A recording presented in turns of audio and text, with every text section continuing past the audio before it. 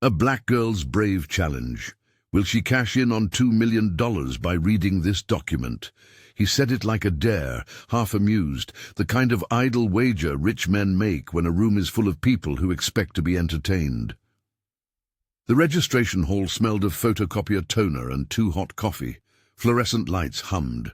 A long table was draped with a banner for the foundation, brilliant blue, careful serif type, and a man with perfectly arranged hair leaned forward and offered the money without looking directly at the small cluster that had gathered. $2 million, he repeated, as if the number could puncture the room and hold everyone in a single, stunned breath. Read it aloud, any language, any part of it. Show us you can make sense of the thing. We'll pay. And the winner of the reading contest gets to enter the national competition. People laughed or cleared their throats. A few reporters shifted and lifted their phones. On the other side of the table, an assistant in a crisp suit, Daniel Reeves, took notes and smiled like he had been told exactly what to expect. Anna Moore watched. She was 6 years old. Her shoes were a little scuffed on the toes, the elastic of one sock twisted. She had learned early that words had gravity. They sat on the page and pulled you toward them if you let them. Her grandmother, Evelyn, had taught her to hold a book like a promise, fingers on the margin, thumb resting on the spine, breath steady. Words, Evelyn had said, were honest in a way people were not. When a volunteer called for someone to give it a try, Anna stepped forward the way a small animal steps into sunlight, cautious, unhurried, with the certainty of someone who knew that stepping was what came next. The document was thicker than Anna expected. Its cover was plain. The font inside changed every few lines. There were sections of Latin, a line of ancient Greek, a ribboned page of Hebrew characters, a Sanskrit paragraph that felt like suspended rain. There was a block of Old French that looked like a poem that had been misfiled into legalese. Someone had added a string of Arabic script across the bottom of a page, and tucked inside a folded scrap was an unfamiliar angular script that might have been Old Church Slavonic or something older. It smelled faintly of the warehouse where it had been stored, dust, old glue, the kind of scent that belongs to things that are kept because someone said they mattered. Anna's voice when she began was small, but even.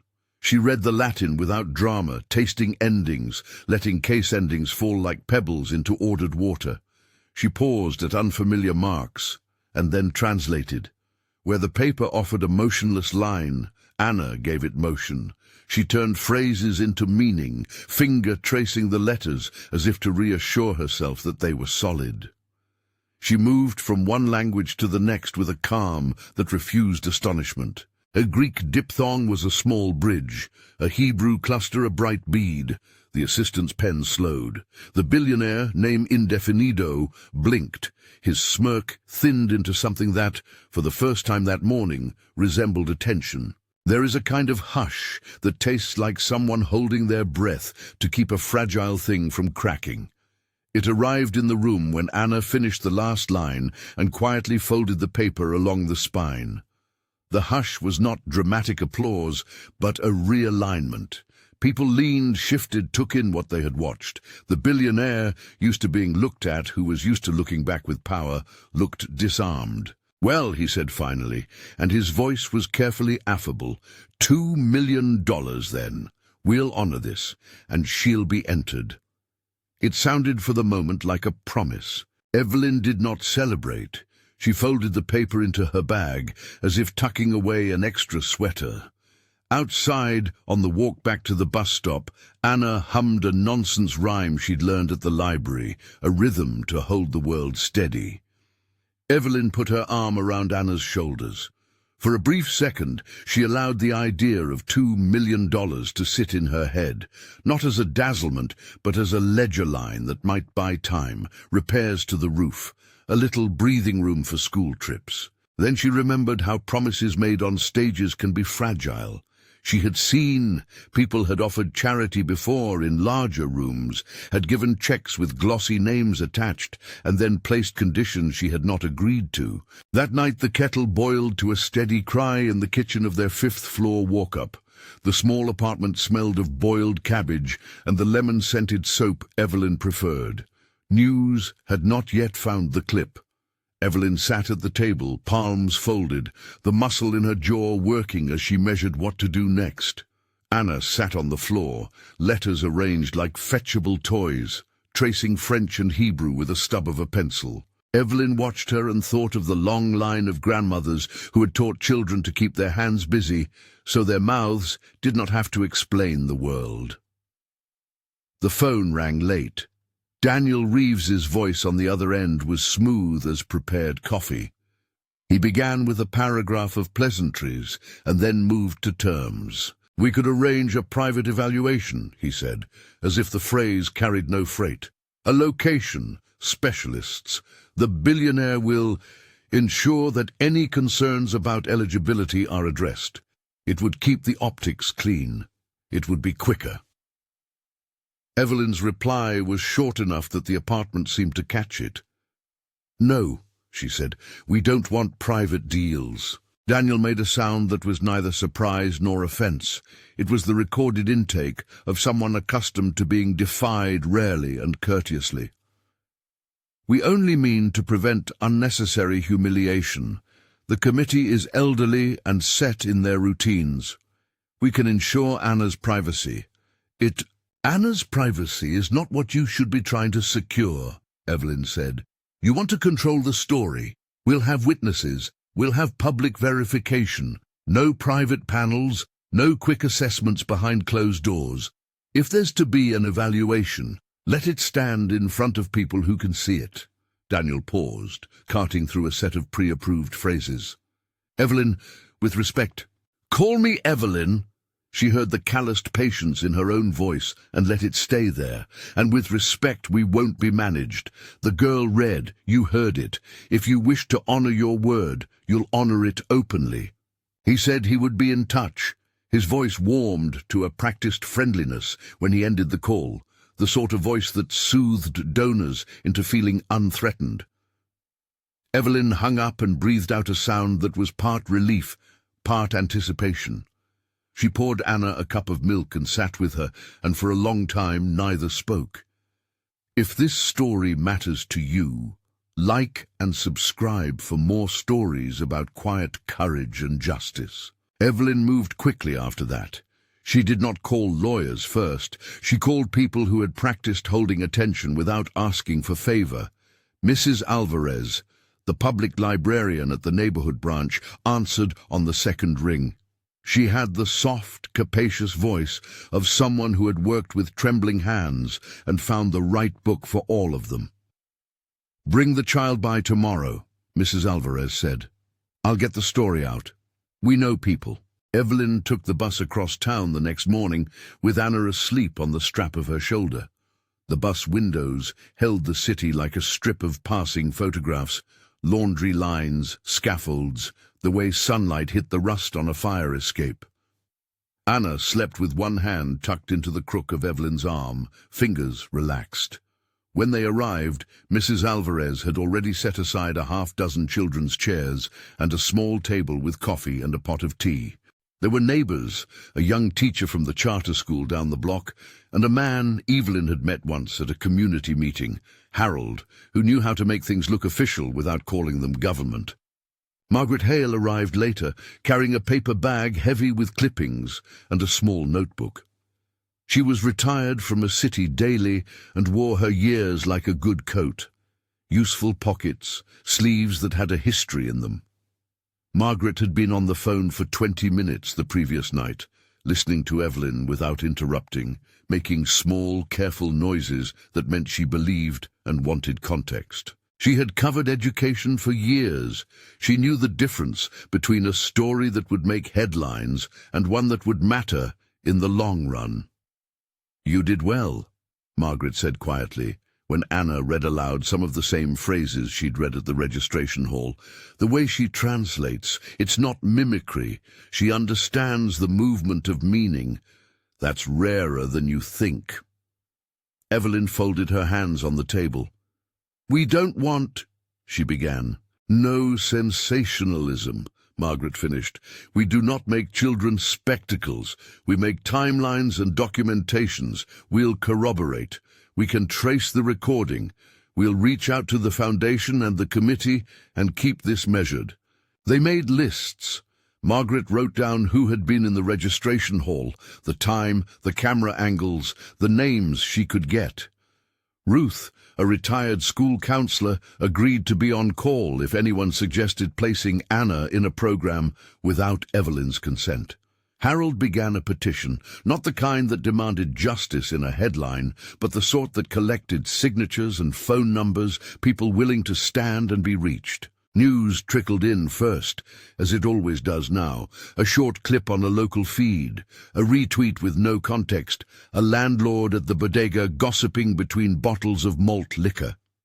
The footage was grainy. It caught the beginning of Anna's reading, and then a bright flare as a camera swiveled to the billionaire, name indefinido, as he sat back, one eyebrow raised. Comments came faster than the camera did. Admiration, suspicion, the familiar thrum of "what is the catch?" And beneath it, the thin thread of something else. Old assumptions loosened for a moment. There were calculations sliding under the light. People loved to be startled into admiration and then soothe themselves with a scandal. Others simply watched, eyes sharp, waiting to see how a large man would answer the quiet of a small voice. Inside Evelyn and Anna's building, neighbors who had seen the clip nodded when Evelyn passed in the hallway and said small, honest things like, "We saw her on TV, good for her." A teenager from down the hall clapped Evelyn's shoulder as she went by. A mother asked if Anna would be okay with cameras. Evelyn, who had learned to read people as clearly as she had learned to read late rent notices, could tell when someone offered pity disguised as concern, and when someone offered real help.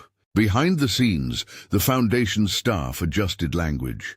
There were memos about optics and brand alignment, discussion of a special track that would keep Anna within a separate channel, so the competition could avoid what some executives called anomaly risk. Claire Henson, who oversaw compliance for the competition committee, spoke in careful sentences about fairness and precedent. In a conference room with a long, polished table, she leaned forward and proposed options. "We can create a review board," Claire said, tapping a tablet. "Experts can confirm the reading is authentic and that it meets the entry criteria. If necessary, we set a special eligibility panel rather than applicable public rounds. That maintains integrity and protects the child." Another committee member, a literature professor who had judged before, rubbed his temple. But what's protect mean here? Protected from what? The public? The press? Or from being judged the same as everyone else? "From being exploited," said a woman whose career had been in fundraising. "We need to be sensitive to the potential for harm." "It sounds to me like you want to insulate them," the professor snapped. "Insulation is a way of saying we will keep the child from competing on equal terms." Claire's hand smoothed the argument down. "We are not suggesting exclusion. We are suggesting a measured validation. The billionaire has offered a private panel as an option." The billionaire, name indefinido, had sent word through Daniel that he wished everything handled delicately. He did not want a spectacle of his own making, yet he did not want the public spectacle to push his name further into a frenzy of charity and praise. His voice, when it came down through Daniel, sounded like a man who was used to setting rules. Evelyn read the drafts that landed in her inbox like telegrams. There was language about privacy protections and additional assessment to affirm fairness. There were also little gilded offers in the margins, scholarships tied to the billionaire's affiliated academy, a consulting role for Anna in the foundation's literacy program, summer trips for language immersion that required promotional video. Evelyn could imagine the glossy brochures showing a small girl, Anna's picture cropped to emphasize innocence, and the billionaire's name stamped across the bottom. She imagined, too, Anna pausing before a microphone later in life, asked to say the same quiet thing she had said once and have it become someone else's moneymaker. Evelyn's refusal hardened into a plan. "We will not be privatized," she told Margaret and Harold in the library that afternoon, where the sun came through the windows and pooled on the children's section carpet. "We accept public evaluation. We want it on the record. We will not be coached. We will not be auditioned in someone's office." "Expect pushback," Margaret said. She tapped the notebook. "Expect the kind of slow wriggle institutions make when they think time will take the oxygen out of a story. They're good at making promises dissipate into scheduling." They built a modest timeline and distributed it among the small coalition that had gathered. Mrs. Alvarez, Harold, Ruth the counselor, the young teacher. Margaret would write the first piece for a regional magazine with a steady readership, one that valued the facts over the flair. Claire Henson, the committee's compliance officer, reached out with a request for documentation, birth certificate, prior reading samples, a verification of the registration hall attendance. Evelyn complied, not with naivete, but with the sharp care of someone listing the bones of a house before a storm. Meanwhile, the billionaire, name indefinido, attempted to shape the narrative in subtler ways. A producer from a morning show called and asked if Anna could come on for a segment to talk about young talent.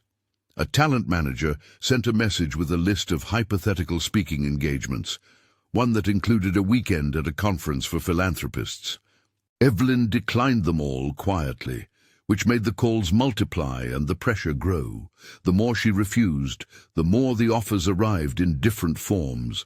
Offers for private education assessments, for placements into curated programs, for small stipends that would be framed as scholarships, but require Anna's image to promote those very programs. At home, Anna continued to read the way she always had, not as a spectacle but as a steady small ritual.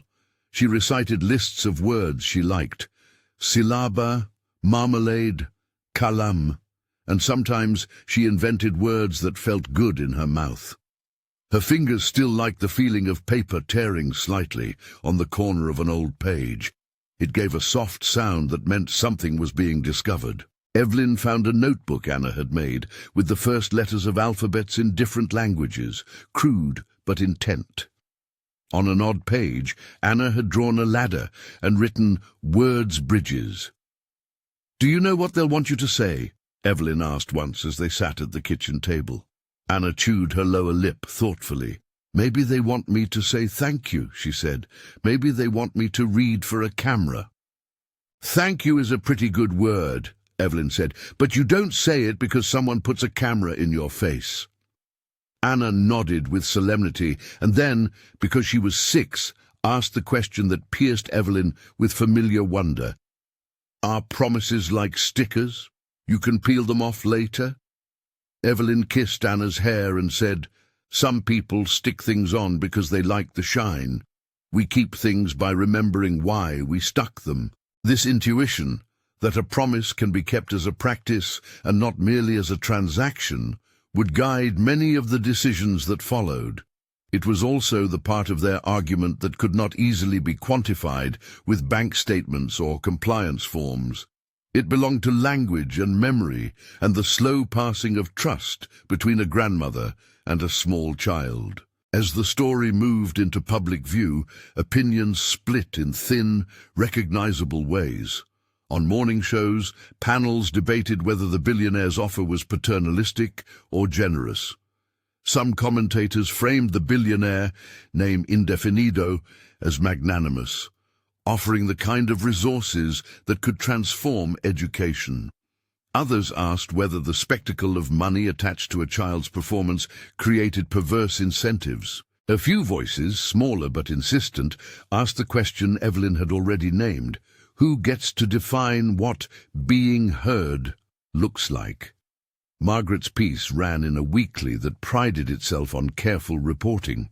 She described the registration hall, the texture of the manuscript, Anna's way of reading, and the uneasy mixture of astonishment and propriety in the room when the billionaire announced his promise. She spoke to Claire Henson, who gave the standard response about fairness. She spoke to Mrs. Alvarez, who said, "She reads like she knows something the rest of us borrow." The piece did not demand scandal. It requested attention. The committee met again after the piece went out. There was a new energy in the room, an electric awareness that whatever they decided would be watched. The special track idea had, for the moment, been reframed as a way to ensure edu standards. Some members privately called it a way to avoid precedent. Others called it an opportunity to care for a child in a way that respected her age. Changing the process in the middle will look arbitrary, the literature professor warned. But if we do nothing, they'll say we allowed a child to be used in a promotional sense. Both are valid concerns, Claire said, but her voice was thinner now. We need the right words. Outside, a small demonstration formed, not of protest exactly, but of stewardship. Parents with strollers, a couple of retirees who'd signed Harold's petition, a dozen librarians who had pulled together to show that reading is not a one-off spectacle, but a communal labor. Cameras hovered on the edges, hungry for an image. A photographer asked Anna to smile for a shot. Evelyn, without drama, tightened her grip on Anna's hand and said, "No." People watching from their phones saw a small video clip of that moment. Evelyn's hand, the set of Anna's jaw, the Foundation's logo behind them. The billionaire's PR team took pains to construct a narrative in which the Foundation had offered resources and the community had accepted. But some narratives do not resolve easily into a promotional paragraph. There were voices asking for greater accountability. There were also voices, priests, teachers, neighbors, wondering whether a child's singular act of courage should be folded into someone else's marketing calendar. As pressure mounted, private offers continued. Someone from the billionaire's inner circle, a woman who managed philanthropic initiatives, called Evelyn and described a package of support. A trust fund for education, placement in their academy's summer workshops, a photo shoot with a noted photographer. The language was careful, the terms were warm. The implied expectation, unstated but clear, was that Anna's public appearances would advance the billionaire's agenda. Evelyn took the calls, sometimes letting them go to voicemail. She met a lawyer once, a retired education attorney Margaret recommended, who spoke to her in blunt, patient sentences about the need for clarity in any deal. "You get to say no," he told her, "and you also get to craft what a yes looks like." Evelyn thought of yes as a guarded thing. She thought of it as an instrument like a key that opens a community room rather than a private office. She wanted something that would last and not glint briefly on someone's Instagram feed. If money came, she wanted it to be a tool, books that would live in libraries, translation programs for immigrant communities, stipends for neighborhood tutors. Things that would not require Anna to perform again and again to justify grants. The billionaire, name indefinido, was a man who had decades of experience signing checks and receiving accolades. He understood how to bend a narrative. Yet, in the hush after Anna's reading, even he could not reach into the small domestic interstices Evelyn held sacred. He called once and left a message that when Evelyn listened to it was a map of apology and promise. "We aim to make this right," he said. "We have the means and the wish." Evelyn kept his message like a postcard, a thing with words you could hold, but not yet fold into decisions. Decisions would come in meetings on paper with witnesses. Between the calls and the meetings, Anna kept reading. The library became a haven where she practiced reading aloud to a circle of children who thought reading aloud was a team sport. She read bits of Homer because Mrs. Alvarez had an old copy with sticky notes inside. She sounded out words in Arabic with a teenage volunteer who had learned them growing up. She wrote the names of languages like small spells in her notebook, each one a doorway. Her appetite for words was not performance but hunger. The world had offered her a moment of attention. She turned it into practice. Days pooled into a pattern. A committee met, a draft was circulated, a producer called, Margaret interviewed someone in the foundation who insisted on their good intentions. Harold organized a small listening session in the church basement where neighbors read aloud from their favorite books and spoke of literacy as the slow work it is. The story, Anna's reading, Evelyn's refusal to be managed, began to look less like a single moment and more like a hinge. People who saw less in the initial clip began to see a sequence of decisions, small dignities held against the swell of spectacle.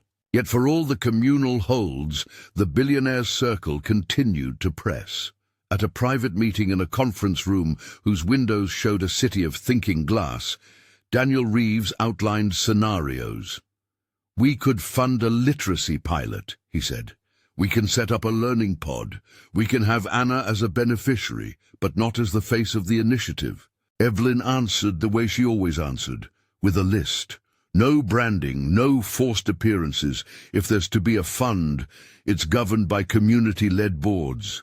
Money that ties the foundation to a program must not require Anna's image, and any scholarship must allow recipients to be anonymous if they wish. We will not be a poster child. Daniel's expression softened into a practiced neutrality. "Those are specific constraints. They're not negotiable," Evelyn said. The conversation stretched into polite phrases and smaller ones, like "we'll evaluate" and "we'll propose." The billionaire, name indefinido, did not show up in person. He was represented by a chorus of people whose job it was to keep his choices supple and appealing. He had made a public promise. Now the machinery of philanthropy wheeled and spun to make that promise fit the kinds of projects funders like to fund. It wanted the narrative tidy. Money given, child supported, foundation praised. Evelyn wanted a different tidy. Money given in a way that made public goods visible and useful without turning people into billboards. The first week closed with no signed checks and more public chatter. There were also quiet offers that arrived in envelopes and as statements framed as concern. Daniel suggested a closed evaluation once more. Experts, he said, who could confirm Anna's claim and then recommend next steps. Claire Henson called a quick conference to consider whether an exception could be drafted into the rules so that Anna would enter under special circumstances. The professor argued for continuity. The fundraiser saw risk in withdrawal of donors should they misstep. The foundation talked about making a public statement of support, but every public statement had strings, a portrait, a quote, a moment to be captured. Evelyn received in the mail a glossy brochure for the Billionaires Academy. It had pictures of children in artful study, faces bright, captions about opportunity and excellence. Someone had circled a paragraph inside, "We seek to cultivate talent and provide pathways." Evelyn laid the brochure on the table and watched Anna coloring beside it. "What if they want me to be famous?" Anna asked suddenly, a tracing movement of her crayon on the page. "Then we don't let them," Evelyn answered. "If people want to help, they can help without making you a show." Anna nodded and then, with the gravity only a child can muster, said, "Words are bridges. I want the bridges to be for everyone." That line, simple, stubborn, would be repeated by neighbors and in Margaret's articles and in the petitions Harold collected. It carried the clarity of a child's moral logic. Bridges are not for ornaments, they're for passing. The week ended with a small victory and a small defeat. The committee agreed to convene a public review with a panel of experts instead of the private evaluation the billionaires' team had suggested.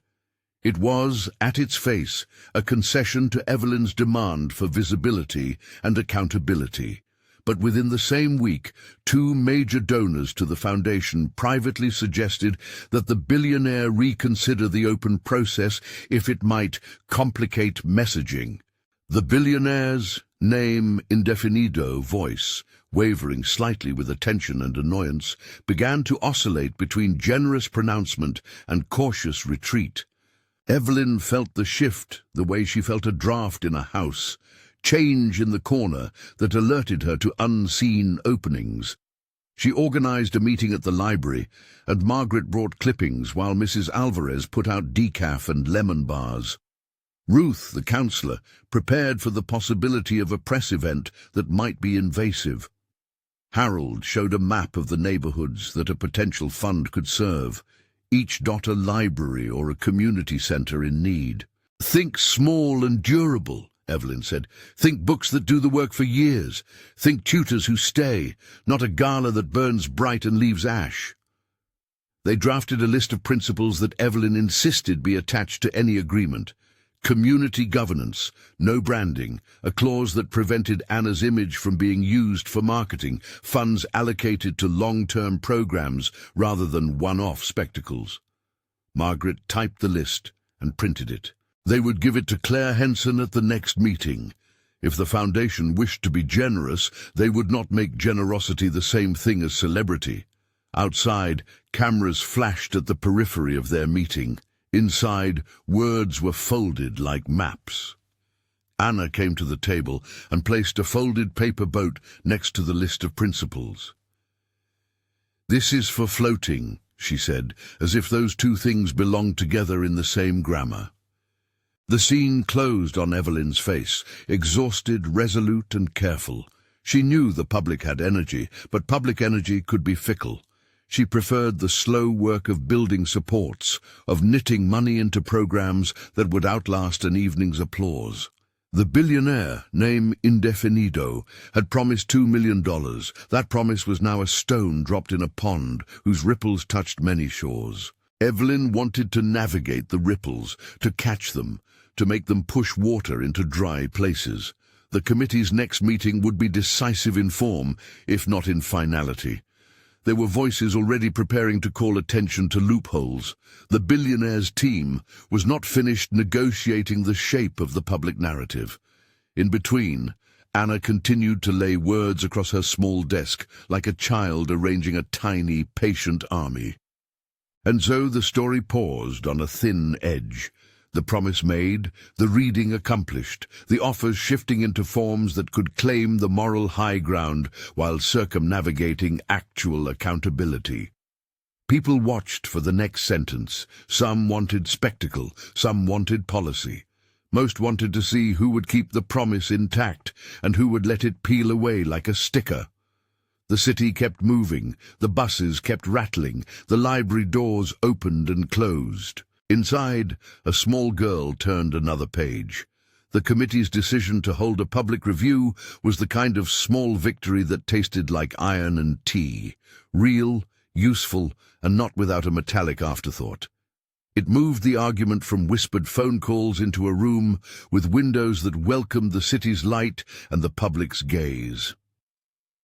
Claire Henson scheduled the hearing for a Tuesday afternoon when the judges could make time and the press cycle was slow enough to allow for context. She called it a public verification panel, and she assembled a mix of scholars, child development specialists, language historians, and a neutral moderator who had chaired similar debates without turning them into spectacles. On the morning of the panel, Evelyn dressed Anna carefully in a blue corduroy jumper, something that read, "Plain and steady." She braided Anna's hair with 2 small bows at the nape. Anna fastened her shoes with the serious concentration of someone tying a knot that would hold a bridge together. The bus smelled, as always, of oil and cinnamon, and the way distant rain can make a city feel woolen. Neighbors waved from the steps. Harold handed Evelyn a thermos of coffee and a folded note of encouragement. Mrs. Alvarez pressed a small paperback into Anna's hand, an old children's primer in multiple alphabets, the spine scuffed but whole. The panel room filled from the edges first.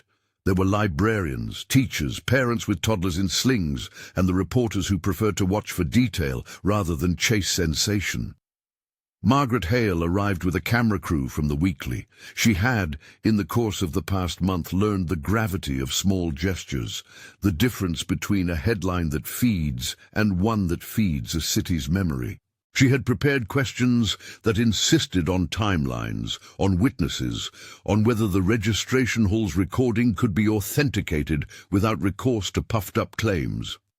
Claire stood at the front, competent in neutral language.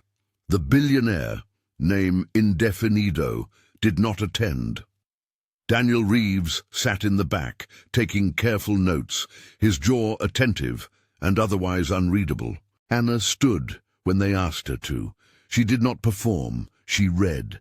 She read Latin as if it were a small, familiar path through a garden. She gave Old French a tenderness, letting the curves of the words fall like low branches. She voiced the Sanskrit in a way that made the vowels feel like careful breathing. Between passages, the moderator asked what she had done, how she had understood a line, what a particular idiom had meant. Anna answered in short sentences. Sometimes she translated the sense rather than the grammar.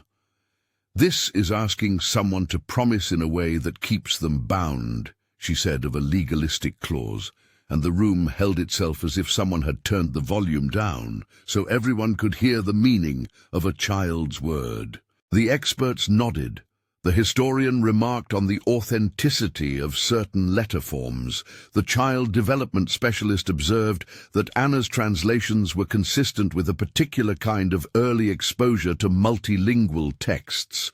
None declared her an instant savant for the sake of sound bites. They spoke in measured sentences about what could be verified. The recording, the reading patterns, the witness list Margaret had compiled. Claire took the papers and sent a memo to the committee. No private panel, no secret test. The public competitions rules stood, and Anna's entry would be allowed. Outside, television vans jostled for curb space, as if the street itself were a stadium. Cameras peered through doorways and caught brief moments of the crowd. There was a moderate crescendo in public attention, column inches, op-eds that argued about patronage and power, a think piece that examined the spectacle of philanthropic generosity as theatre. Some comments were petty, some were thoughtful.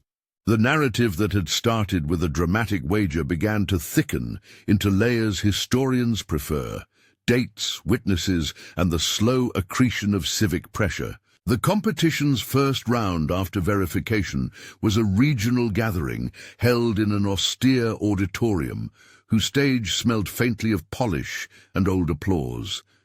Anna sat beside Evelyn in a folding chair that squeaked when she crossed her legs. The stage lights were warm without being harsh. The judges sat at a table with water bottles and name tags. For Anna, the event was a new kind of library, a larger room, the rustle of program pages, the hush that falls when many people wait to listen. Evelyn held her hand. Anna practiced a cover-to-cover breath, and when it was their turn, walked with the steady gait of someone who had always been given permission to step forward. The prompts were designed to test comprehension and eloquence. One required the reader to translate a passage and then explain its cultural context. Another asked for a brief argument about why certain texts deserved preservation. Anna's answers surprised not because they were sensational, but because they were quietly exact. When asked to explain why some voices are doubted, she said, "Sometimes people listen only to the sound of the person who has always been loudest. They think loudness equals truth, but listening is a practice. We practice by reading, by waiting, by looking at the page to see who is named there." A judge who had been skeptical bent forward. "Can you give an example of listening as practice?" he asked, testing the depth of her thought. Anna thought like a child assembling tools, then said, "When my grandmother reads to me, she points to the words. She doesn't translate for me. She shows me the way to look so the words can find me. That's listening." It was not a performance that conformed to pundits' expectations. It was a child's description of how care makes knowledge. The judges awarded Anna points for clarity and context. She advanced. Cameras flashed in a contained, respectful way. Reporters wrote of a young reader who had not been demeaned or fetishized, but was allowed to exist as a speaker of things. The billionaire's reaction at first was a curious mixture of pride and retreat. He released a statement crafted by Daniel that congratulated Anna and promised support for talent development, while also suggesting discretionary wraparound services be made available. His language was typical of someone skilled at turning attention into curated generosity, warm verbs, and low-key brand placement. Yet in private calls, his advisors worried that too much openness would generate precedent. What if other children, from places less photogenic, asked the same? What would it mean to fund talent at scale? Evelyn held firm. "We are not asking for a performance circuit," she told a cluster of donors who called to volunteer. "We are asking for a bridge that doesn't look like a banner." When people suggested that a controlled scholarship program would be safer for Anna, she refused. She insisted on the list of principles: community governance, anonymous grants if recipients wanted it, and no promotion that relied on Anna's image. That insistence annoyed some donors and pleased others. It attracted allies who were tired of narratives that turned people into campaigns. Margaret's reporting was steady and cumulative. She published a long-form piece that traced the timeline of the registration hall, described the document's physicality in detail, and foregrounded Evelyn's refusal to be managed. The article's framing was not triumphant. It was careful, presenting quotes, dates, and the feeling of a community holding its breath. Her byline began to appear in op-eds and radio discussions, not as an advocate, but as an attentive chronicler.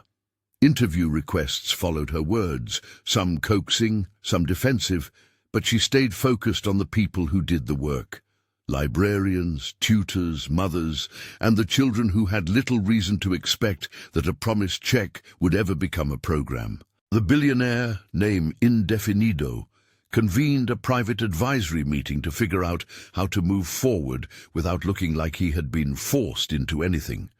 He had public relations reasons to demonstrate generosity, but also a financial instinct to measure impact.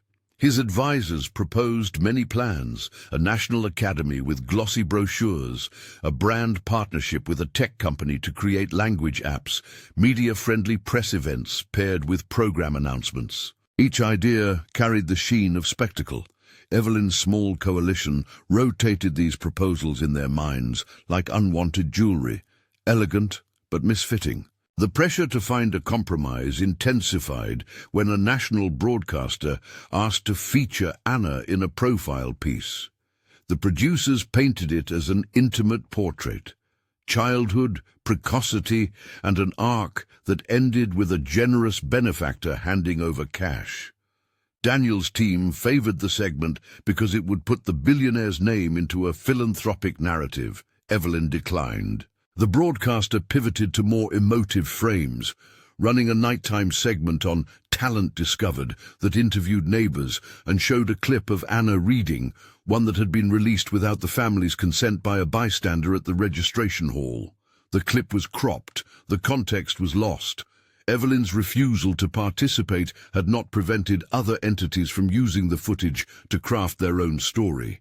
That misuse galvanized some public voices. A group of grassroots organizers launched a campaign that did not seek to shame the billionaire, but to insist that money be used in accountable, demonstrable ways. They collected small donations to match the promised funds and gathered letters from teachers about the need for stable literacy supports, consistent tutoring, multilingual libraries, transportation vouchers so children could reach far-off branches. The campaign's modest generosity made a rhetorical point. If attention had value, the community could show through its own giving what kinds of supports mattered. At the competition's later rounds, things escalated in predictable and unpredictable ways.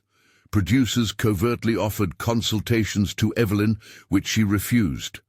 Talent managers dangled possible book deals, podcasts, speaking circuits. Each offer came with subtle clauses: image rights, promotional appearances, a portrait of Anna that would carry the billionaire's logo. Evelyn and Margaret together developed a protocol for responding: short, firm rejections, a reiteration of the principles, and referral to the coalition's appointed spokesperson for any inquiries. The billionaire's public persona remained a study in cautious generosity. He wrote an op-ed about the value of investing in talent and educational infrastructure. He created a listening foundation dinner in which he invited educators to speak for 10 minutes each while cameras filmed the event for promotional reels.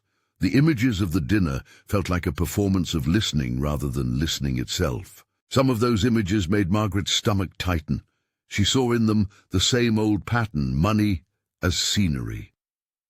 A turning moment came when Claire Henson privately voiced something she had not expected to say. She called Evelyn one afternoon and confessed that she had been uneasy about the committee's initial instinct to protect Anna with special tracks. "I thought we were saving her from spectacle," Claire said, "but I see now we were trying to put her into a different kind of box. We were afraid of precedent, and I didn't think about who the precedent would protect from the precedent." Evelyn listened. There was a long pause in which the radiator hissed. "We want fairness," she said finally. "But fairness isn't the same as hiding people you don't fully trust the public to understand." Claire became an unexpected ally. She openly advocated for a transparent process and for the foundation to fund programs rather than personalities. In committee meetings, she pushed for a mechanism that would accept large gifts but disperse them through community-governed panels. Some members resisted, fearing donor flight. Others, tired of the optics, agreed to draft a compromise. If the billionaire wished to donate, the funds would seed a community-governed literacy fund with independent trustees selected by local libraries, educators, and neighborhood boards. The billionaire could name a one-time seat on an advisory council but would not have unilateral control or branding rights. The fund would be allowed to accept additional donations but could not be used to advertise the donor's name, other than in standard reporting. Any public narrative about the fund would foreground beneficiaries rather than the benefactor. When Claire presented the plan to Daniel, he negotiated the language with the finesse of someone assembling a puzzle. "We need to ensure our donors know their contributions are recognized," he argued. "No naming on the building," Claire said. "A plaque is a different thing from a billboard." Daniel took the clause back to his superiors.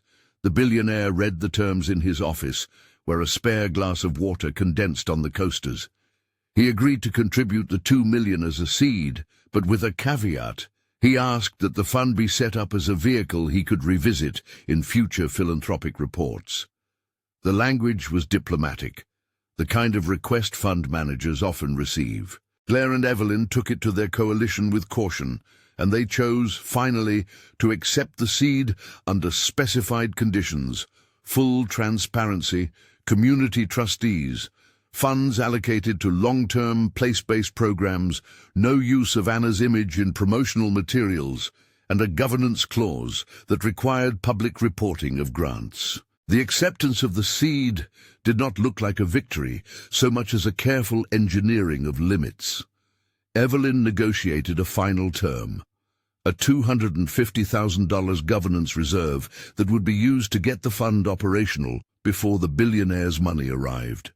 Margaret, who had been negotiating the ethics of reportage and had grown protective of the story's human center, wrote a piece that explained the terms in plain language.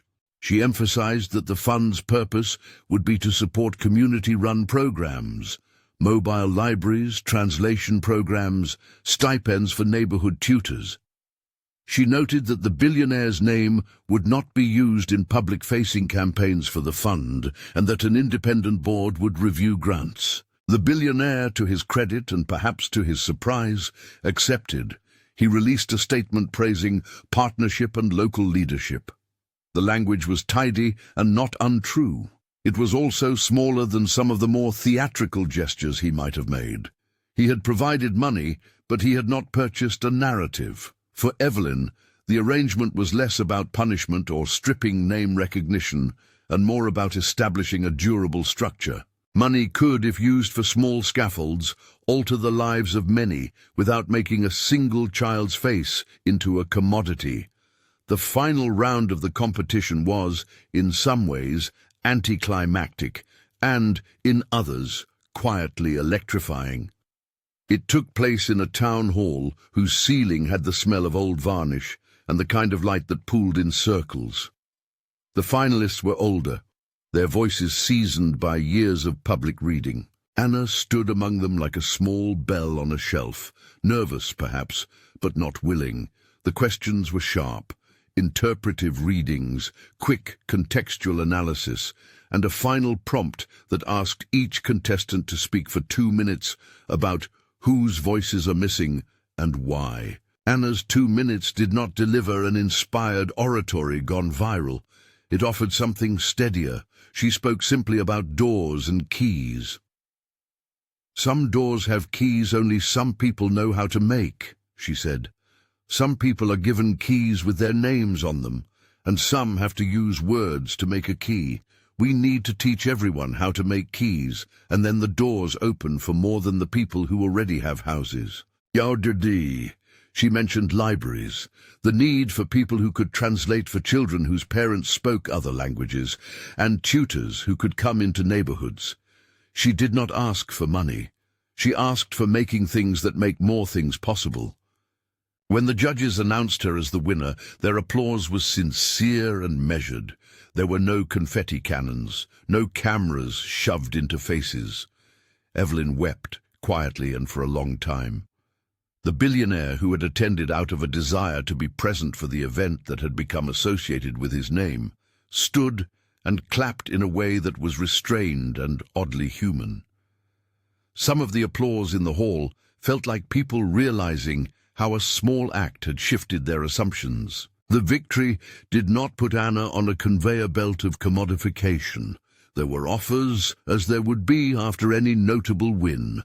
Television appearances, sponsorships, invitations to speak at corporate summits. Evelyn and her coalition answered most of them with the same list of principles. They accepted invitations that involved reading to children or visiting a library, always with the boundaries Evelyn had set.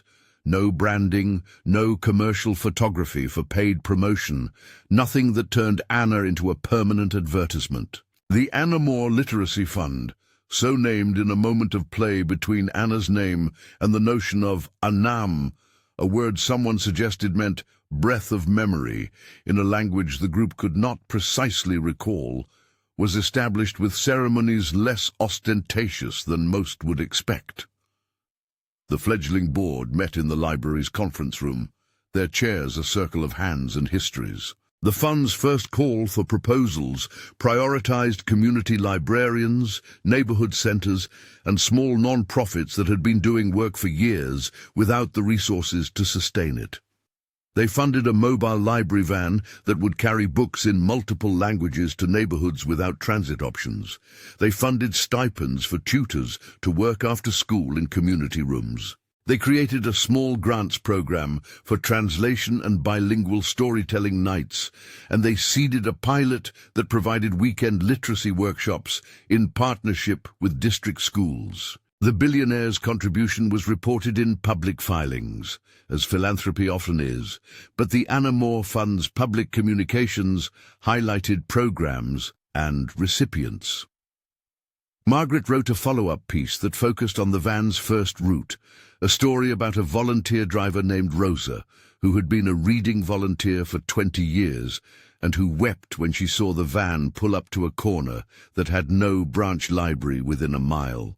She wrote about an 8-year-old named Kamal, who could read Arabic but not English yet, and who sat in the van with a pile of books and a volunteer who read to him in both languages. The articles emphasized continuity. Money wasn't a punctuation, but a set of tools. The billionaire, name indefinido, whose involvement had shifted from a spectacle to a seed, did not vanish from headlines.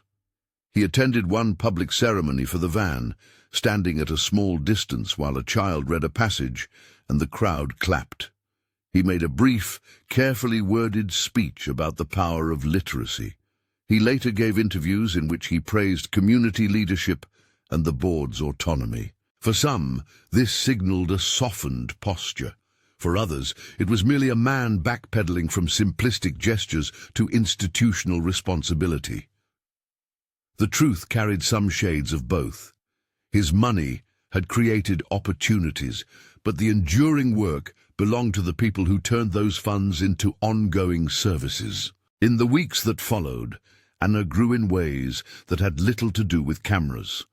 She returned to the library and found, in the children's corner, a circle of children who treated reading aloud like a shared project. She helped a newcomer practice English phonemes and learned a few Arabic nursery rhymes in return. She kept a notebook, now thicker, in which she wrote down new alphabets like a cartographer mapping routes. On a page she wrote, in a child's careful hand, "Bridges are for crossing. They need boards." Evelyn smiled when she read it and framed it not as a slogan, but as a small measurement of humility. The Anamore Fund sent out its first grant reports, not as showpieces, but as ledger lines of impact. 3 community centres funded, airtime for an after-school programme, 50 bilingual books purchased, transportation vouchers issued for families. The reports did not promise revolution. They promised continuity. Some small donors matched grants, and local businesses offered discounts on bookbinding and repairs. Librarians who had felt ignored found themselves part of conversations about allocation and strategy. In a modest but symbolic move, the fund allocated a portion of the seed money to cover emergency repairs for small libraries whose roofs leaked. It was not glamorous, but it kept the books safe. Margaret wrote a feature 6 months later about the fund's early work, focusing on a reading night at a church basement turned library.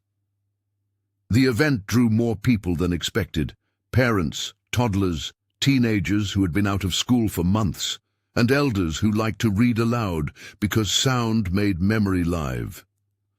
Anna read a passage in Greek, then translated it, then sat and listened as others read in languages she did not yet know. The photograph that accompanied the article was modest, a picture of a shelf, a child's hand reaching for a book. Margaret had refused a glossy portrait shoot. Her images emphasized process, not personality. The billionaire, for his part, found ways to step back. He established a small reporting process for the fund that his accountants could verify, but let the board choose recipients. He occasionally attended meetings as a listener, though not as a decision-maker. In private, he asked questions, surprisingly practical ones, about how the van's routes were chosen, how to measure literacy gains without reducing reading to test scores. Those questions were answered in ways that annoyed him sometimes because they were not responsive to his timelines. They required patience. Over time, he seemed to learn what Evelyn already knew. Money is a tool that requires people willing to do the slow, often invisible work of stewardship. Not all critics were satisfied. Some argued the money should have been used to build schools or fund large-scale digitization projects. Others accused Evelyn of selling out for accepting the seed. Evelyn listened to both critiques with the watchful calm of someone who had parents calling about bedtime and landlords who needed checks. She did not confuse her responsibility to Anna with a need to please every critic. She made decisions based on what would preserve dignity and utility. Margaret, too, changed in small ways. The reporter accepted that stories with long tails rarely gathered the clicks of a viral clip. She learned to value the slow story, the kind that shows a van arriving in a neighborhood and the children who climb in on a wet Tuesday afternoon to find a new book. Her byline began to be associated with careful, civic-minded journalism rather than sensational scoops. She found in the quieter pieces the satisfaction of seeing a narrative translate into continued service. Claire Henson remained in the committee world, pushing against the instinct to clasp any quick fix that might look tidy. She helped codify new processes for handling extraordinary entries to competitions, creating guidelines that insisted on transparency and community consultation. The committee's work remained bureaucratic and small, and sometimes maddeningly slow. Nonetheless, there were fewer last-minute secret panels convened in the future. The memory of Anna's case became a cautionary tale for institutions. Invite scrutiny early, and do not attempt to wrap generosity in promotional frames. Some months after the fund's first dispersals, the city hosted a small ceremony to mark the van's one-year route. Evelyn and Anna stood at the edge of the crowd. The van was repainted with a mural of hands passing books to one another. No corporate logos, just interlaced palms and a motto the community had chosen: "Read to grow." Children climbed aboard to choose titles. Rosa, the driver, slammed the van's door with the contented noise of someone who has given good service for years. A man from the billionaire's office came forward and handed Evelyn a card. "He sends his respect," he said. It was a routine, simple human exchange, not a grand reconciliation. Evelyn accepted the card and put it in her bag. She did not need the billionaire to change to forgive the past. She needed the work to continue. Anna's life continued in the unremarkable way that real lives do. She went to school, she read, she argued with a friend about the best fruit for a pie, she helped a neighbor carry groceries up 3 flights. Her reading remained a part of her life, but not its sole definition. She translated the texts she loved into small sentences for her grandmother. She and Evelyn developed a ritual. On Thursday nights, after supper, they sat under the lamp and read aloud in whatever language they pleased. Anna would pick a page, and Evelyn would listen, and sometimes ask a question that sent Anna thinking. The headline question, "Will she cash in on $2 million by reading this document?" did not translate neatly into an answer of yes or no. Anna did not receive a personal $2 million check that allowed her to stop working or to be set aside as an asset. The money did materialize in a way, but it was as a seed for shared resources. The $2 million became a communal instrument, part seed, part leverage, part inspiration, that allowed already working networks to expand. In that regard, Anna's reading cashed in, not as an individual windfall, but as a transformation of a promise into something civic. The transformation was imperfect. Some donors stepped back, some commentators remained cynical, but the concrete outcomes were not small.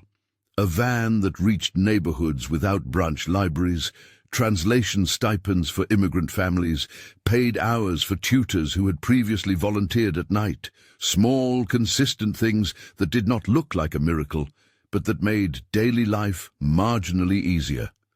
Books that used to be stacked in basements found their way into children's hands. Attendance at reading nights grew from a handful to a steady group. On an ordinary late autumn afternoon, months after the fund's founding, Anna and Evelyn visited the library branch to hear a visiting poet. The lights were low and warm. The children's table held apples and paper cups. Anna sat cross-legged in front. The poet read in a voice that made quiet things sound large. Afterwards, the children were invited to share. Anna stood and read a paragraph from a book she loved, then closed the book and looked at the audience. A small girl asked what made a good bridge. Anna smiled and said, "Someone who puts boards down and asks if they are safe." Evelyn watched from the back of the room, the familiar lines at her mouth deeper from smiling. She thought about promises and stickers and the work of keeping agreements. She thought of the many people who had helped. Margaret, who had kept the facts clear. Mr. Harold, who had organized signatures like small flags. Claire, who had turned compliance into courage. Mrs. Alvarez, who never stopped offering books. And the strangers who donated a bit of money or time. She thought of the billionaire, a man neither wholly villain nor wholly savior, but a person who had the capacity to give and who had been nudged by public pressure and by people's principled negotiation into doing so in a way that could sustain someone else's life. On their walk home, they passed the mural-painted van parked on a side street, while a young tutor read aloud to a pair of sisters. Anna pressed her hand to the van's painted surface, where the mural's hands reached out. She hummed a rhyme she had invented that mixed Greek vowels and French consonants. Evelyn threaded her arm through Anna's and said, "We got something." Anna looked up at her grandmother with the kind of absolute faith only a child and an older person can share. "We did," she said. "We didn't sell a story. We made rooms." The story's ripples continued. The fund issued reports not as fanfare, but as steady accountability. It published grant recipients and stories of the neighborhoods served. The community maintained a guardrail. No celebrity endorsements for donations, no events that used a child's image to raise money. When a corporate sponsor proposed a large matching gift in exchange for being labeled a partner, the board declined. They accepted money when it came with respect for the community's governance, but they refused money that required turning people into faces. Years later, a small plaque was affixed inside the library near a reading table, not bearing the billionaire's name, but an acknowledgement of community contributors, a gift from many hands. Children ran their fingers over it, laughing to see words they were learning. Anna, older now, visited the library on quiet days with a stack of borrowed books and the comfort of a seat that felt hers by right. She tutored younger kids sometimes and zipped the van's route map in her bag the way a small engineer might carry a blueprint. The Animal Fund had, in time, become part of the city's quiet infrastructure, a set of services that made a little room in the world for children to learn. The answer to the question in the title was not simple or sensational. Did she cash in on 2 million lulls? In the narrowest sense, no. Anna did not walk away with a check she could spend on her own. In the truer sense of the story, a question about what a promise meant and how it was honored. The money catalyzed resources that kept books on shelves, tutors in neighborhoods, and languages audible in rooms where they had been silent. It became less about monetary accumulation for a single person and more about the translation of a promise into durable public goods. Evelyn kept that ledger line in her head, not as a tally of what she had gained, but as a record of what was now possible. A roof patched over a library, tutors paid for a year, a van that hummed its way to corners of the city. It was not a tidy victory. The politics of philanthropy remained messy, but the coalition she had helped assemble continued to keep guard. They monitored grants, insisted on transparent reporting, and celebrated small anniversaries with reading nights that had less to do with cameras and more with the slow repetition of people reading aloud to each other. On a cool evening, as winter leaned in, Anna sat by the window in their fifth-floor walk-up and wrote in her notebook. She spelled out words in different alphabets and drew small bridges between them. She added a new line in the corner. "When people doubt you, check if they're listening, or if they only want to be seen."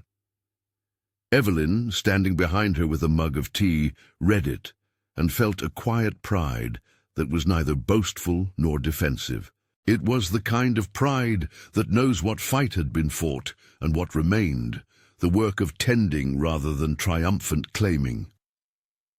The city's newspapers tracked the fund's metrics with the dull regularity of civic reporting. Numbers of books distributed, neighborhoods serviced, tutors paid. But the true measures lived in small acts. A child discovering a book that named their language, an elderly volunteer who found meaning in reading aloud each week, a roof repaired that kept stories dry. The billionaire, name indefinido, had provided a substantial seed, but the life's work belonged to those who read, taught, and organized each day afterward.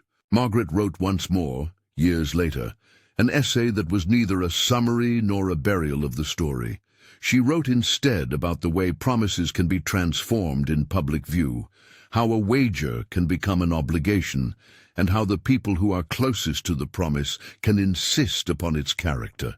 She quoted Anna's line about bridges and Evelyn's principle about remembering why you stick a promise. She traced the path from a noisy registration hall to the modest light of a library's reading room, and argued not for hero worship, but for the mundane dignity of making resources last.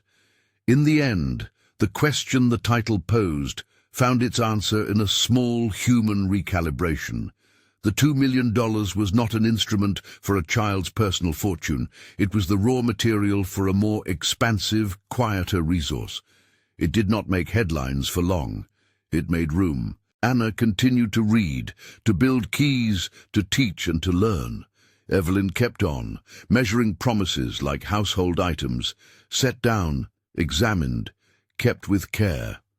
The Anamore Fund continued to fund programs, occasionally attracting new donors who were willing to accept the community's rules. The fund's van made regular runs, books were repaired, children were tutored.